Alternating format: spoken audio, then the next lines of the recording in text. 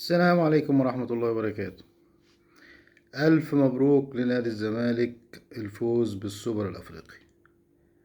عمل ماتش نقدر نقول عليه جيد. المستوى بين الفرقتين كان متقارب، لكن الزمالك كان أكتر جدية، أكتر حماس، أكتر رغبة. كان مصدق إنه ممكن يفوز. ضغط على الحكم.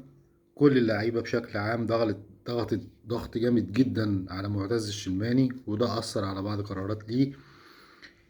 ولكن مش الحكم سبب خسارة النادي الأهلي، إن إحنا مش متعودين كأهلي إن إحنا يبقى عندنا شماعات. لكن بيكون في أسباب ممكن يكون منها أو جزء منها الحكم أو بعض قراراته. لكن امبارح ما كانتش ليها التأثير الكبير.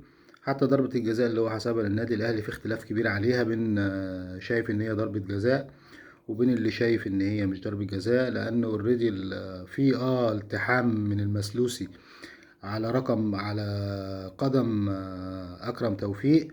لكن بعد ما أكرم شاط اوريدي، يعني بعد ما أنهى لعبته بالكامل، فالبعض بيروح انه ممكن كان يبقى فيها كارت لكن ما يبقاش فيها ضربة جزاء، انه في زي كأنه واحد اتضرب من غير كورة، انه بعد ما لعب الكورة اتضرب.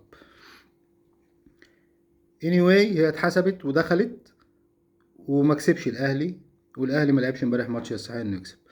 الف مبروك لنادي الزمالك، الف مبروك المكسب. الواضح ان الزمالك تدعيماته بالنسبة للباك ليفت الجديد بتاعه المغربي جيدة. شكله مبشر، انما التاني مش لاك ده ما ظهرش، ما قدمش اي حاجة امبارح. ناصر ماهر كان ممتاز. زيزو كان كويس بيجري في كل حتة في الملعب. يعني لعيبة الزمالك امبارح في الحقيقة كانوا كويسين، وكانوا على مستوى المسؤولية بتاع اللي هم فيها. وكان كمان كلام احمد بلال كان له تأثير واضح كبير، زي ما قال شيكابالا في لقائه مع ابراهيم فايق، انه جاب كل السلبيات اللي اتقالت عليهم بما فيهم كلام احمد بلال اللي قال ما يسافروش احسن وخليهم هنا وكده. حطها قدام اللعيبه، قال لهم اديكوا شايفين الناس بتقول عليكوا ايه وده كان له تأثير ايجابي جدا على لعيبه نادي الزمالك، وخلاهم نازلين عايزين يكسبوا الماتش. وكان واضح في ادائهم وفي ضغطهم على الحكم وفي ضغطهم على اللعيبه والمشاكل الكتيرة اللي كانوا بيحاولوا يعملوها في الملعب عشان يأثروا على كل اللي حواليهم، وقدروا ونجحوا في ده. وقدروا يخرجوا بنتيجة المباراة، يعودوا بالمباراة بناصر منسي اللي كان منسي فعلا. خلى كل الناس افتكرته امبارح، وجاب جون التعادل وجاب هدف ضربة جزاء كمان في الخمسة خمسة. يعني مبروك الزمالك. وكمان بقى الجميل في الموضوع ان كمان هيئة الترفيه في السعودية، المستشار تركي آل الشيخ،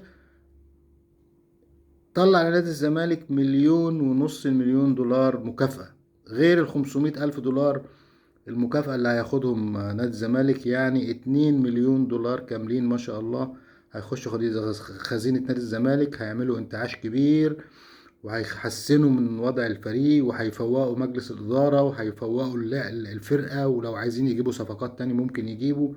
الأمور هتختلف اختلاف كبير جدا مع نادي الزمالك.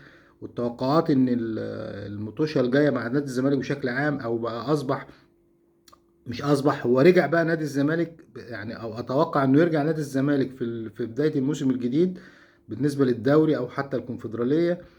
لا، فرقه تانية. هيبقى فرقه فعلا قويه، فرقه رجعت للمستوى اللي احنا بنتمناه بشكل عام لنادي الزمالك. ونتمنى لنادي الزمالك ان شاء الله بالتوفيق دايما دايما في القادم، والقادم يكون احسن. ومنافسة بدون نادي الزمالك ما لهاش طعم. مبروك مرة تانية لنادي الزمالك، مبروك ألف مبروك لجماهير نادي الزمالك. تستحقوا تفرحوا بفرقكم، خدتوا مباراة السوبر للمرة التانية من النادي الأهلي بعد 30 سنة. لقاء تاني يحصل بين الأهلي والزمالك. اللقاء الأولاني فاز بيه نادي الزمالك بهدف أيمن منصور، ولقاء امبارح فاز بيه نادي الزمالك. وبقى للزمالك مباراتين في كأس السوبر الأفريقي واخدهم من النادي الأهلي، ودي لوحديها مش بسيطة علينا كجمهور النادي الأهلي. ألف مبروك لنادي الزمالك، ألف مبروك لجماهيره. إن شاء الله اللي جاي يكون أحسن وأفضل من كده بكتير، ونتمنى منافسة قوية وشريفة، وتستحقوا إن انتوا يعني تفرحوا والجمهور يستحق انه يفرح بفرقته. عملوا مباراة كبيرة وقدروا يكسبوا. الف الف مبروك.